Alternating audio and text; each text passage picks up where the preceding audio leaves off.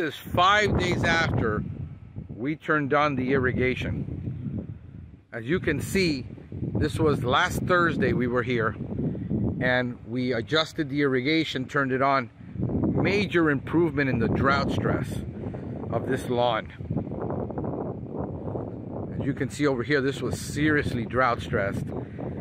There's a major improvement. We're going to go ahead and add some nutrients to it to help it and help this thing grow a little bit. The temperatures are up, so this is the time to do it before we get the fertilizer ban in, which is happening May 15 here in Miami-Dade.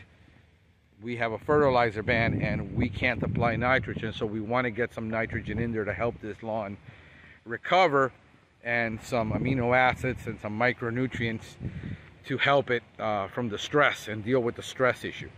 So that's what we're going to do now. But yeah, just in 5 days alone since we were here, it recovered majorly. There's probably going to be some permanent damage there in the center, but spoke with the homeowner. They had no clue the system was even off. It was out of all balance, and so we got it straightened out for them, and now you know, this should be okay if nothing else happens to it.